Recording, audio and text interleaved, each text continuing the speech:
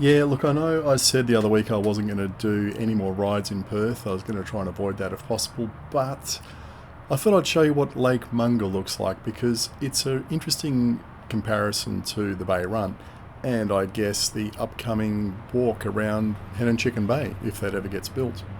So let's see what we can learn from this. And firstly, I had absolutely no idea how to get here. This was a complete accident. I saw the lake and I thought I'd go and have a look. But the first problem I found was, well, how do I get across that road? There was 4 lanes of traffic and it wasn't particularly busy, but there were no safe crossing points along here. So for council or the RTA or whoever, how do you get families across that road safely? Or if parents want their kids to, go to the park on their own, how do kids get across that road on their own? There was just nowhere for them to go apart from a set of traffic lights up here, which was a very long detour. So, yeah, that would be my first point. But what's the park like? Well, unlike the Bay Run, this is owned and operated by a single council. So it's pretty consistent in terms of design and setup. It's not an absolute dog's breakfast of design principles like the Bay Run, which is just a shambles. And the Cooks River path is probably even worse in some respects in terms of path surfaces. They seem to have selected every type of path known to man to build the Cooks River path. But one of the advantages I've got here is they obviously have a hell of a lot more space to work with.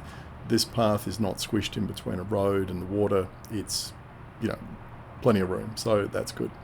The path is nice and wide. As you can see, it is pretty consistently surfaced all the way around, so you're never in any doubt about whether you're on the right path or not.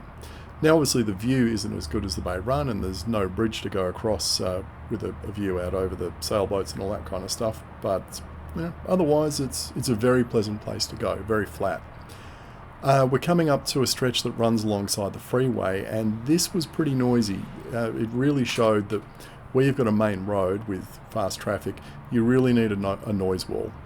There was vegetation on the left there that provided some screening, but a concrete wall would have been much better, and I could understand why there were so many people running or walking with headphones on just because of that racket, which meant, of course, they didn't hear me when I was ringing the bell coming up behind them. Now this is my first time visit. Never actually done a lap ever in my entire life. So this is the only time I've done it. I need to do it a few more times to have a look, or a better look.